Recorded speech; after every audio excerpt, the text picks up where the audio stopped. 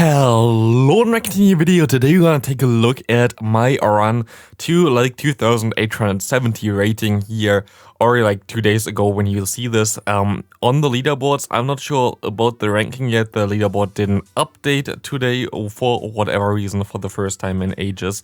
So I might already tank because we're going to have Go Battle Day already gone after when you see this here right now. So I might have to tank a little bit because of queue times. But yeah, we're going to take a look at the team that I used to get to this high rating here, and it includes Conkeldurr. I saw this team on Twitter. I'm not sure from who, but I just saw it and was like, this could be a cool idea. I'm just gonna remember that and use it. So yeah, not my own creation, but I also forgot from where I saw it, to be honest. So yeah, we see here a team with the Metagross in the lead, the Snorlax as a safe swap, and also the Conkeldurr in the back. You can also use Machamp if you don't have a Conkeldurr, of course, but as we gonna see here, Conkeldurr is a pretty decent Pokemon, as my opponent actually going to throw here, which is totally fine for me. I can go into my Conkeldurr, and they're even going to forfeit here as they know that I would get to a move anyway. This Pokemon is cool because this Pokemon has coverage with the Stone Edge, which is going to allow you to hit the Pokemon that you want to beat the most, which is going to be something like the Gyarados here. And this Pokemon has a lot of potential in the current meta. Nearly everybody, like ourselves, are using Snorlax as a safe swap, which means that you can completely counter this thing. Going to be able to win this matchup all the time in every like normal neutral shields scenario. And you will also be able to get some energy to get to your Stone Edge and even threaten the Pokemon that's coming in afterwards. We see a Gyarados coming in here. We just try to get some more damage on this Pokemon as they're going to let this move go through. And now they're in range for one Body Slam, and we should be pretty easily able to win this game here. I'm not sure, maybe I even get higher with this team. I'm not sure how I'm going to play the Go Battle Day, which is going to be tomorrow for me and yesterday for you when you see this video. So maybe I'm already legend at this point, and maybe I just tank because I want the Stardust. Go Battle Day is usually pretty cool for getting Stardust, and of course with my channel and me basically using every single new released Pokemon, I always need a lot of Stardust. So right now, even though I'm not the biggest fan of Master League, I'm pretty enjoying so far the Master League Premier Classic Cup, to be honest. And I'm enjoying the Stardust games that we have right now because you have triple Stardust for every win Stardust thingy there on the bottom thingy there. I don't know what it's called. Win Stardust rewards. They are tripled, which is cool. But yeah, that's pretty nice right now. So I like playing this cup, and I actually enjoyed way more than I thought I would. As we see, Snorlax going to have a pretty normal matchup against Gyarados here. Gyarados is one of the most annoying Pokemon to deal with, especially also this waterfall version, as it's even better against your Metagross, which are not going to be that good for you. But we can go for another Body Slam here. I don't think they have to shield it, and they don't shield it. I can go into my Conkeldurr, which might have been not the right play, but they go for the Aqua Tail. I can farm them down, and we will see a Dragonite coming back in here. We can go for the Stone Edge, but only at the same time as they get to their Dragon Claw, so we have to shield this move up here. And we will see that we can go into our Metagross again. We have a shield advantage. They go into their Excadrill, and what we have to do now is we have to overfarm. If we don't overfarm here, we're going to have a big problem against the Dragonite because it now has access to the superpower. But because we overfarm by 2 turns here, we should be able to reach the Meteor Mesh before they can get to their superpower. And we will be able to not knock them out yet, but we will be able to get them into a range where we can just farm them down with our fast moves. And we see a very good lead in the next game here with the Togekiss. They swap in their Snorlax, fine for us, we can go into our Conkeldurr, and this is how you want to have this anyway. You have to be a little bit careful with the Conkeldurr against Snorlax. Sometimes I also mess up the counting here. Against Shadow Snorlax, it's actually not as bad against the normal Snorlax, because if you mess up the counting and they actually get another move through, you actually will be able to farm them all the way down without them getting to another Body Slam. While against the normal Snorlax, you have to throw still your charge move, which is going to be a little bit of a problem there, as they can let it go and get a shield advantage. But usually, if you get out of this matchup against the Snorlax with some energy, you're gonna get a shield back anyway, as we see Machamp coming in here. Mid-champ is a little bit of a problem for this team. Fighting types in general are a little bit of a problem for this team, as we have to let this move go through. Looks a little bit weird. They have a Togekiss in the back, they have a fighter here, and I'm going to go all out for the Snorlax instead of my Pokemon that would actually be neutral damage on from counter damage, and also would resist the charm damage. But the Snorlax is just a thick boy, and this boy will be able to just go for the body slam and destroy this Machamp, and we will be able to reach another charge move here with our Snorlax as well to destroy the opposing Togekiss. Good game there. Next opponent here, we're going to see Gyarados in the lead. Fine for us, we can swap into our Snorlax here, and we will be able to go for some body slams. They actually going to have the Dragon Breath version here, and they're going to let the first move go through.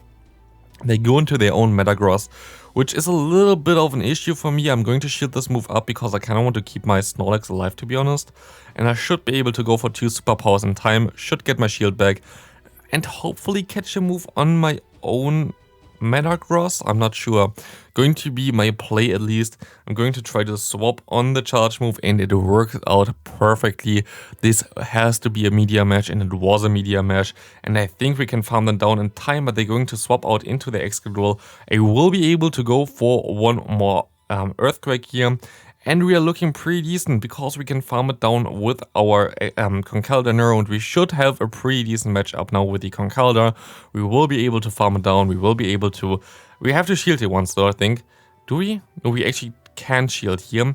But we will see now that my opponent gonna make a great play. They go into their Gyarados. I should have thrown just my Stone Edge just in case, but they just make a combo play and they swap immediately into the Metagross now.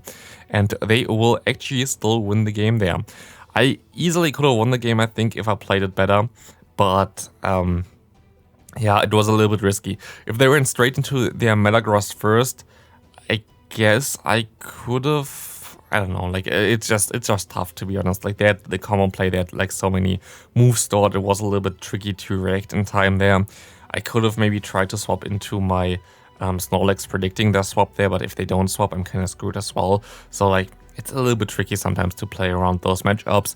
It is fine though, one loss that definitely could have been a win as well if I played a little bit better, but we see here another opponent with a Dragonite in the here, and Dragonite is fine for our Metagross, of course.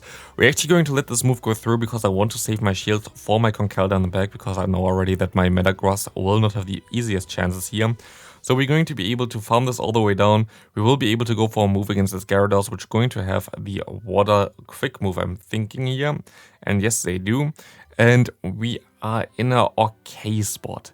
It is not a good spot, but it's okay. We can go for one Dynamic Punch, we get the shield from the opponent, and we will be able to shield this first move up here. Going to be an awkward here, but I think we have to let this move go through here, otherwise we will get KO'd by the Pokemon that they have in the back, and we still be able to get to the Stone Edge here, will knock out the opponent, and we also can knock out now the Excadrill with 2 more counters and shielding up their charge move here. Good game there. Conkeldurr is just such a good sweeper. We see another opponent here having Fairy type in the lead there with the Florges and the Hexors coming in. Hexors is a little bit tricky, to be honest. And yeah, it's a little bit very tricky here. And I actually remember this match. Look at this. Nice dash, nice catch, and of course they get the boost. If they didn't get the boost, this matchup would have been super easy. I could have farmed them down and everything would have been alright. But because they got the boost, I am basically screwed in this matchup. And yeah, we would have been way better off if we just... yeah, could have aligned my Pokemon correctly again, but of course, if the opponent boosts, and this was also a game that I only unnecessarily lost here because of, yeah, the boost of the opponent. Of course, it's part of the game, I'm not complaining that they got the boost, it's still annoying to lose for, like, by a 12.5 chance to lose the game, so... yeah, we would have had a pretty decent matchup with the rest of my Pokemon, so I am pretty sure that we would have dealt with what they had in the back after seeing it now. So it's a little bit tough, but so be it. I can still play it out. I can still try my best. Maybe I can still KO the Florges here by perfectly swapping into my Metagross and catching the charge move here. And I still will be able to go for one more Body Slam. I can overfarm a little bit, trying to get to still another move against the Excadrill. But there will be, of course, no way to get there. And this is going to be a good game. Again, 12.5 chance to win the game. A little bit annoying, but If you ever played the main series games, by the way, it's way worse there. Like, it's way more about luck and nothing else in the main series games. So, yeah. It's with crits, with flinches, with freezes, with paralyze, with sleep and all the stuff. Pokemon Go is actually a blessing with basically being a consistent gameplay there and not being relying too much on those chances. We see here Superpower coming through, doing some nice damage, and we're going to be able to take basically everything on our Metagross against the Snorlax as well. By the way, this opposing Snorlax was a Shundo. Pretty cool, to be honest, but it doesn't really matter. We can still go for an Earthquake here, trying to line it perfectly on the Wild Charge of the opponent, which worked out pretty well. But my opponent makes a great play here by undercharging against me, and they're going to get 3 more Sparks in for free. I can go ahead and go into my Snorlax actually, trying to get the final shield by my opponent. I don't really want to get hit that much, at least from like with my Conkeldurr here, but it's fine. I know that they would get to another Wild Charge and they will go for another Wild Charge. And they go into the Hexorus. This is fine for me. Hexorus really doesn't like a Dynamic Punch. As you can see here, this Dynamic Punch going to completely destroy the opponent as they go ahead and go for a Dragon Claw. Snorlax comes back in, they can KO me. And now it's going to be a little bit tricky because I should have went already for the charge move here. Now they go for 1 superpower and now we're pretty low and I don't think I can farm them down, so I have to throw another charge move here. But the Magnezone is not at a move yet and we will be able to go for another Body Slam to finish this match. We're already basically where we usually would be at the end of the video, but today we have a little bit of a longer one because I kind of wanted to showcase all the battles they had so far with this team. 15 battles in total and 3 sets here to get up where I am right now. We see the Dragonite coming in here, fine for us. Also, it's very good for me to see basically all my games because I can see all the mistakes that I did. And I also do a lot of times mistakes. We see the Snorlax coming in here. Fine for us as long as we can throw our charge move in time, which we can. Okay, that's very nice for us. This will KO the opponent if they let it go, and they let it go, and we can go for some more charge move pressure here against this Dragonite with my Stone Edge. But they're actually going to shield up. I'm going to shield up. They get to their move before I'm going to shield theirs up. They will shield mine up. And I go for a combo play into my Metagross, going straight for the charge move here, going to be another Meteor Mash. And we see the Excadrill in the back, which means we win the game. What I'm going to do here is I'm just going to go ahead and go for 1 Meteor Mash. This ensures that I get them very low. They can get all the farm in the world if they want to, but at this point of time I can lick them down and I can also counter them down. There's nothing that they can do and we will win the game. Next opponent, we see Rick Ghastly. That's a very funny name. We see a Dragonite in the lead. They swap out immediately into their Snorlax. I like this play for us. But I think this is the game where I misplay. I think it's the game where I misplay. I think it's the game where I overfarm too much. Let me see. We will exactly overfarm too much. It's not the biggest issue, to be honest, because we know already that they have a Dragonite. And at this point we can go for 1 more Dynamic Punch. We had 100 energy. They will let it go. They go back into the Dragonite and they have to shield again anyway. I just get a little bit less damage on them, but they're gonna get a little bit less farm from me, so a little bit less energy, which I think at the end of the day maybe turns even out more into my favor than anything else. But it is fine as we see the opponent going into their Excadrill now. Excadrill, of course, the hardest answer in the meta for Metagross, as we can go ahead and go for superpowers against it, which will be able to knock this thing out at this range already. Don't go for the superpower immediately because it doesn't KO like immediately. You need some more lick damage against it, otherwise you're kind of screwed. We can go for 1 more Body Slam against this Dragonite. They can farm us down, but now it's like really tough one to still win this, but we have to see. There's so much energy left. I have to call it the Dragon Claw, and I also have to call the next one and hope that this is the superpower, but it's not. And it's a Dragon Claw. I have my move stored. I wanted to throw my move already before, but it was like lag CMP tie, which didn't work. And like this, we lose this game by a CMP tie on our final charge move with a Metagross against the opponent's Dragonite. Next opponent is Super Spicy. We see a Conkeldurr against Conkeldurr.